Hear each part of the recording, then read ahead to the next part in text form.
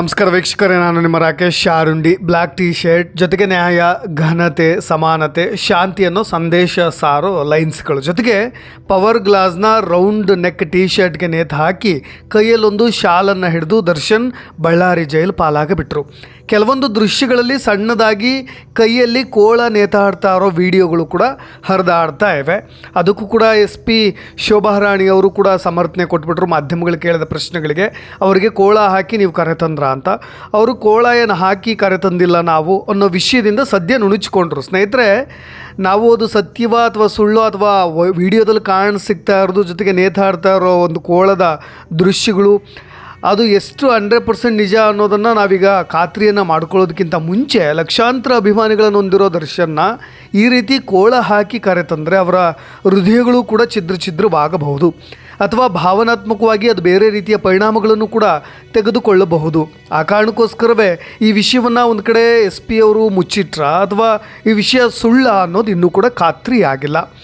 ಆದರೆ ದರ್ಶನ್ ಮಾತ್ರ ಸದ್ಯ ಈಗಿರೋದು 10x10 ಅಡಿ ವಿಸ್ತೀರ್ಣದ ಕೋಣೆಯಲ್ಲಿ, ಅದು ಕೂಡ ಅಟ್ಯಾಚ್ ಇಂಡಿಯನ್ ಟಾಯ್ಲೆಟ್ ಇರೋ ರೂಮ್ನಲ್ಲಿ ಲಕ್ಸುರಿ ಜೀವನವನ್ನು ಕಂಡಿದ್ದಂಥ ದರ್ಶನ್ ಇಲ್ಲಿಯವರೆಗೂ ಕೈಗೆ ಕಾಲಿಗೆ ಆಳುಗಳನ್ನು ಹೊಂದಿದ್ರು. ಬಹಳಷ್ಟು ಐಷಾರಾಮಿ ಬದುಕನ್ನು ಕೂಡ ಕಂಡಿದ್ರು. ಅವ್ರು ಹೋದಲ್ಲಿ ಬಂದಲ್ಲಿ ಅವರ ಅಭಿಮಾನಿಗಳ ಜನಸಾಗರವನ್ನು ನೋಡಿ ನಾವು ಕೂಡ ಅಚ್ಚರಿಯನ್ನು ಪಟ್ಟಿದ್ವಿ. ಕರ್ನಾಟಕದ ಟಾಪ್ 1 ನಟ ಇಂತಹ ಪರಿಸ್ಥಿತಿ ಈಗ ಅವರಿಗೆ ಬಂದೊದಗಿರೋದು. ಜೊತೆಗೆ ಒಬ್ಬ ನಟನಿಗೆ ಈ ರೀತಿಯಾದಂಥ ದಿನಗಳನ್ನು ಕೂಡ ದೂಡಬೇಕಾಗಿ ಬಂತಲ್ಲ ಅನ್ನೋದು ವಿಪರ್ಯಾಸವಾಗಿಬಿಟ್ಟಿದೆ. ಸ್ನೇಹಿತರೆ, ದರ್ಶನ್ ಈಗ ಸದ್ಯ ಇರೋ ರೂಮ್ನಲ್ಲಿ ಇರೋದು ಒಂದೇ ಒಂದು TV, ಒಂದು ಫ್ಯಾನು, ಮಲಗಲಿಕ್ಕೆ ಒಂದು ಚಾಪೆ, ಈ ರೀತಿಯಾದಂಥ ಸಾಮಾನ್ಯ ವಿಚಾರಣಾಧೀನ ಕೈದಿಗೆ ಏನು ಕೊಡಬೇಕು ಆ ರೀತಿಯಾದಂಥ ಸಿದ್ಧತೆಗಳು ಜೊತೆಗೆ ಸೌಕರ್ಯಗಳನ್ನು ಈಗಾಗಲೇ ಪೊಲೀಸ್ ಜೈಲಧಿಕಾರಿಗಳು ಕೂಡ ಒದಗಿಸಿರೋದು. ಜೊತೆಗೆ ಬಳ್ಳಾರಿ ಜೈಲಿಗೆ ಎಂಟ್ರಿ ಕೊಡ್ತಿದ್ದ ಹಾಗೆ ದರ್ಶನನ್ನು ಚೆಕ್ ಮಾಡಲಾಯಿತು. ಚೆಕ್ ಮಾಡೋ ಸಂದರ್ಭದಲ್ಲಿ ಕೊಳ್ಳಲಿದ್ದಂಥ ಒಂದು ಖರೀದಾರ ಇತ್ತು, ಅದನ್ನು ತೆಗಿಲಿಕ್ಕೆ ಹೇಳಿದರು. ಜೊತೆಗೆ ಒಂದು $1 ಕೂಡ ಇತ್ತು, ಅದನ್ನು ಕೂಡ ತೆಗೆಸಲಾಯಿತು. ಅದಾದ ನಂತರ ಅವ್ರ ಕೈಯಲ್ಲಿ ಒಂದು ಖಡ್ಗ ಇತ್ತು. ಇಲ್ಲಿಯವರೆಗೂ ಕೂಡ ನೀವು ಬಹಳಷ್ಟು ಪ್ರೆಸ್ ಮೀಟ್ಗಳಲ್ಲಿ ಅಥವಾ ಬಹಳಷ್ಟು ಸಂದರ್ಭಗಳಲ್ಲಿ ನೋಡಿರ್ತೀರ. ಆ ಕೈಯಲ್ಲಿದ್ದ ಖಡ್ಗನ ಜಪ್ಪಯ್ಯ ಅಂದರೂ ಆರಂಭದಲ್ಲಿ ದರ್ಶನ್ ಅವರು ತೆಗಿಲಿಕ್ಕೆ ಒಪ್ಪಲಿಲ್ವಂತೆ. ಇಲ್ಲ, ನಾನು ತೆಗೆಯೋದಿಲ್ಲ, ಇದು ಇರಬೇಕು, ಇದರಿಂದ ಏನು ತೊಂದರೆ ಇಲ್ವಲ್ವಾ, ಹಾಗೆ ಹೇಗೆ ಅಂತ ಒಂದಿಷ್ಟು ನೆಪಗಳನ್ನು ಹೇಳಿದ್ದಾರೆ. ಆದರೂ ಕೂಡ ಜೈಲಿನ ಮ್ಯಾನ್ಯುವಲ್ಸ್ ರೂಲ್ಸ್ನ ಜೊತೆಗೆ ಎಚ್ಚರಿಕೆಯನ್ನು ಕೊಡೋದ್ರ ಮುಖಾಂತರ ದರ್ಶನ್ಗೆ ಮನವರಿಕೆಯನ್ನು ಮಾಡಿ ಅದನ್ನು ಕೂಡ ತೆಗೆಸಲಾಯ್ತಂತೆ. ಆರಂಭದಲ್ಲಿ ಅದನ್ನು ತೆಗೆಸಬೇಕಾದ್ರೆ ಬಹಳಷ್ಟು ಕಷ್ಟವನ್ನು ಕೂಡ ಪಟ್ಟುಬಿಟ್ಟಿದ್ದಾರೆ. ಯಾಕೆಂದರೆ ಒಂದಿಷ್ಟು ಸೋಪಿನ ನೀರು ಹಾಕಿ ಅದಾದ ನಂತರ ಅದೊಂದು ಸ್ವಲ್ಪ ಫ್ಲೆಕ್ಸಿಬಲ್ ಮಾಡಿ ಅದಾದ ಮೇಲೆ ಅದನ್ನು ಕೈಯಿಂದ ಹೊರ ತೆಗೆಸಿ ಹರಸಾಹಸವನ್ನು ಕೂಡ ಪಟ್ಟುಬಿಟ್ಟಿದ್ದಾರೆ ಅಲ್ಲಿನ ಜೈಲಿನ ತಪಾಸಣಾ ಸಿಬ್ಬಂದಿಗಳು. ಒಂದು ಕಡೆ ದರ್ಶನ್ನ ಈಗ ಸದ್ಯ ನಟೋರಿಯಸ್ ರೌಡಿಗಳನ್ನು ಇರಿಸೋವಂತಹ 15 ಸೆಲ್ಗಳ ವಿಶೇಷ ಬ್ಯಾರಕ್ನಲ್ಲಿ ಇರಿಸಲಾಗಿರೋದು. ಜೊತೆಗೆ ಈಗ ಕೈದಿ ಸಂಖ್ಯೆ 511 ಅಂದರೆ 511 ನೀಡಲಾಗಿದೆ. ಅದು ಈಗ ಟ್ರೆಂಡಿಂಗ್ನಲ್ಲಿದೆ. ನೀವೆಲ್ಲೇ ಕಡೆ ಹೋದರೂ ಈಗ ಹಳೇ ಇದ್ದಂಥ ನಂಬರ್ನ ತೆಗೆದು ಈಗ ಮತ್ತೆ 511 ಅಂತ ಆಗ್ತಾ ಇದ್ದಾರೆ. ಆಗೆಲ್ಲ ಮಕ್ಕಳ ಮೇಲೆ, ಟಿ ಶರ್ಟ್ಗಳ ಮೇಲೆ, ಜೊತೆಗೆ ಬೈಕು, ಕಾರುಗಳ ಮೇಲೆ, ಜೊತೆಗೆ ಎದೆ ಮೇಲೆ, ಕೈ ಮೇಲೆ ಅಚ್ಚನ್ನು ಹಾಕಿಸ್ಕೊಳ್ತಾ ಇದ್ದರು. ಈಗ ಅದನ್ನು ಅಳಿಸಿ ಮತ್ತೆ 511 ಅಂತ ಹಾಕಿಸ್ಕೊಳ್ಳೋದು ಕೂಡ ಈಗ ಟ್ರೆಂಡಿಂಗ್ ಆಗ್ತಾ ಇರೋದನ್ನು ನೋಡಬಹುದು. ಇತ್ತ ಟಿ ಶರ್ಟ್ನು ಫ್ಯಾನ್ಸ್ ಟ್ರೆಂಡಿಂಗ್ ಮಾಡ್ತಾ ಇದ್ದಾರೆ. ಇದು ಕೂಡ ಅಭಿಮಾನಿಗಳ ಎದೆ ಮೇಲೆ ಈ ಬಣ್ಣದ ಟಿ ಶರ್ಟ್ ಇನ್ನು ಮುಂದೆ ಎಲ್ಲರ ಮೇಲೆ ಇದ್ದರೂ ಕೂಡ ಅಚ್ಚರಿ ಏನಿಲ್ಲ ಬಿಡಿ. ಸ್ನೇಹಿತರೆ, ಈ ಸೆಲ್ನಲ್ಲಿ ದರ್ಶನ್ ಒಬ್ಬರನ್ನೇ ಇರಿಸಿರೋದು ನಿಮಗೆಲ್ಲ ಗೊತ್ತಿರೋ ವಿಚಾರ. ಅದು ಕೂಡ ಹೈ ಸೆಕ್ಯೂರಿಟಿ ಬ್ಯಾರಕ್ ಇರ್ತಕ್ಕಂಥ 3.5 ದಶಕಗಳ ಅಂದರೆ 35 ವರ್ಷಗಳ ಹಿಂದೆ ನಿರ್ಮಾಣ ಮಾಡಿರೋ ವಿಶೇಷ ಬ್ಯಾರಕ್ ಇದು. ಈ ಬ್ಯಾರಕ್ನ ನೀವು ಸದ್ಯ ಈಗ ಇಮೇಜ್ನಲ್ಲಿ ನೋಡ್ತಾ ಇರೋ ಹಾಗೆ 2 ಬದಿಗಳಿದೆ. ಒಟ್ಟು 30 ಸೆಲ್ ಇರೋದು, 30 ಸೆಲ್. ಒಂದು ಸೈಡು 15 ಸೆಲ್, ಇನ್ನೊಂದು ಸೆಲ್ಗಳ ಪೈಕಿ 15. ಅದರಲ್ಲಿ ಒಂದು ಸಾಲಿನಲ್ಲಿರ್ತಕ್ಕಂಥ 15 ಸೆಲ್ಗಳ ಪೈಕಿ ಒಂದರಲ್ಲಿ ದರ್ಶನನ್ನು ಇಡಲಾಗಿದೆ. ಅಂದರೆ ಒಂಟಿಯಾಗಿ ಜೈಲಿನಲ್ಲಿ ದರ್ಶನ್ ಅವ್ರನ್ನ ಏಕಾಂಗಿಯಾಗಿ ಆ ಸೆಲ್ಗಳ ಪೈಕಿ ಒಂದರಲ್ಲಿ ಇರಿಸಿರೋದು.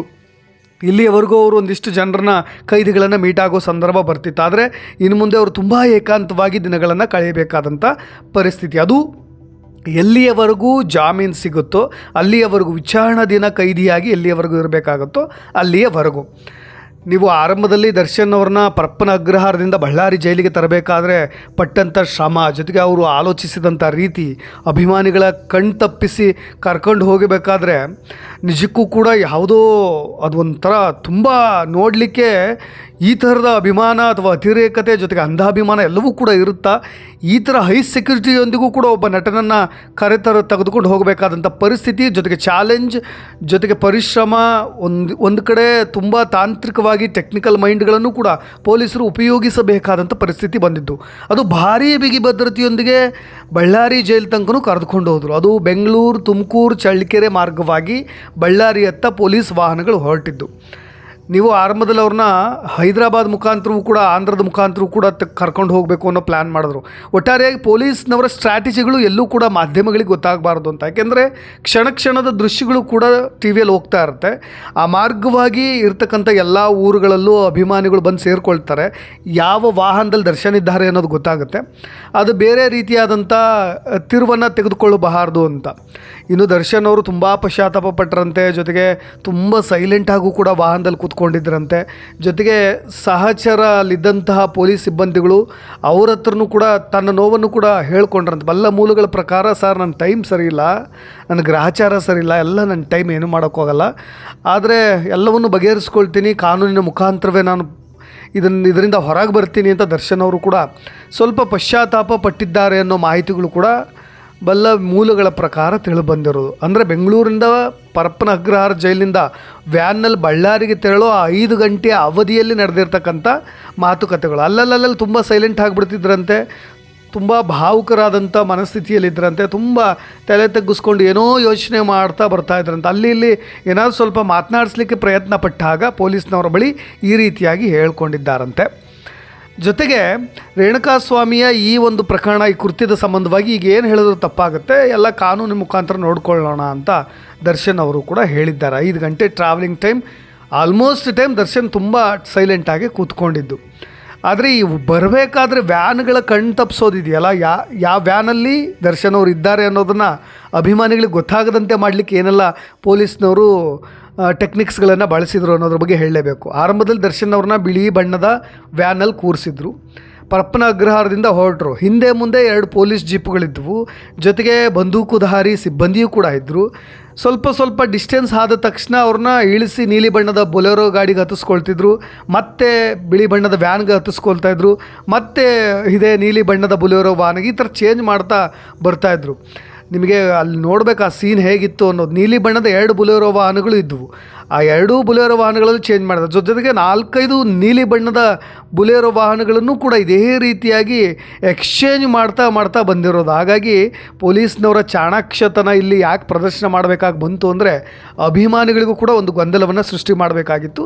ಆ ಉದ್ದೇಶಕ್ಕೋಸ್ಕರ ಹಾಗೆ ಮಾಡಿದ್ರು. ಜೊತೆಗೆ ಇನ್ನೊಂದು ಇಂಟ್ರೆಸ್ಟಿಂಗ್ ವಿಷಯ ಅಂದರೆ, ಇವತ್ತು ಕರಿಯ ರಿಲೀಸ್ ಆಗಿದೆ ಸಿನಿಮಾ. ಅಂತರೂ ಅಭಿಮಾನಿಗಳು ಕಿಕ್ಕಿರಿದು ಸೇರಿಬಿಟ್ಟಿದ್ದಾರೆ. ಬೆಂಗಳೂರಿನ ಪ್ರಮುಖ ಚಿತ್ರಮಂದಿರಗಳ ಎದುರು ಈಗಾಗಲೇ ಅಭಿಮಾನಿಗಳು ಕರಿಯ ಸಿನಿಮಾವನ್ನು ನೋಡಲಿಕ್ಕೆ ಹಬ್ಬ ಮಾಡ್ತಾ ಇದ್ದಾರೆ. ಜೊತೆಗೆ ಕ್ಯಾಂಡಲ್ ಇಟ್ಕೊಂಡು ಡ್ಯಾನ್ಸ್ ಮಾಡ್ತಿದ್ದಾರೆ.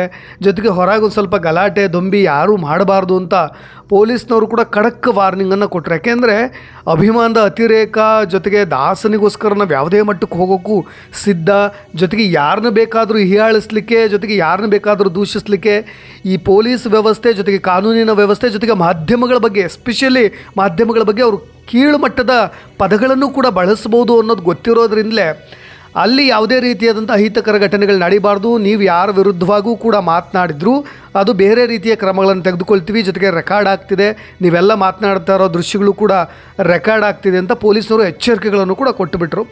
ಅಭಿಮಾನಿಗಳು ಕೂಡ ಅಣ್ಣ ಹೇಳಿದ್ದಾರೆ, ಯಾರಿಗೆ ನೋವು ಕೊಟ್ಟರು ಪರವಾಗಿಲ್ಲ, ನಾವು ಯಾರಿಗೂ ನೋವು ಕೊಡಬಾರ್ದು, ಬೇರೆಯವ್ರು ನಮಗೆ ನೋವು ಕೊಟ್ಟರು ಪರವಾಗಿಲ್ಲ ಅನ್ನೋ ಮಾತುಗಳನ್ನು ಹೇಳಿದ್ದಾರೆ. ಹಾಗಾಗಿ ನಾವು ಅದೇ ರೀತಿಯಾಗಿ ಇರೋಣ ಅಂತಲೂ ಕೂಡ ಫ್ಯಾನ್ಸ್ ಎಲ್ಲ ಅಲ್ಲಿ ಮಾತನಾಡ್ತಾ ಇದ್ದಿದ್ದು ಕೂಡ ಕಂಡು ಬಂತು. ಏನೇ ಆಗಲಿ, ದರ್ಶನ್ ಅಂತಹ ನಟನು ಈ ರೀತಿಯಾದಂಥ ಪರಿಸ್ಥಿತಿಗೆ ಬರಬೇಕಾದಂಥ ಪರಿಸ್ಥಿತಿ ಯಾವತ್ತೂ ಕೂಡ ಬರಬಾರ್ದಿತ್ತು. ಇನ್ನಾದರೂ ಅವರು ತಿದ್ದುಕೊಳ್ಬೇಕು, ಜೊತೆಗೆ ಬದಲಾಗಬೇಕು, ಜೊತೆಗೆ ಈ ಥರದ ಕೃತ್ಯಗಳು, ಜೊತೆಗೆ ಈ ಥರದ ವರ್ಗದವರಿಂದ ದೂರ ಇದ್ದರೆ ಆದಷ್ಟು ಒಳಿತು ಅಂತ ಹೇಳ್ತಾ, ಇದೇ ರೀತಿಯಾದಂಥ ಅಪ್ಡೇಟ್ಸ್ಗಳೊಂದಿಗೆ ಮತ್ತೆ ಬರ್ತೀನಿ. ನಾನು ರಾಕೇಶ್ ಶಾರುಂಡಿ, ಧನ್ಯವಾದ.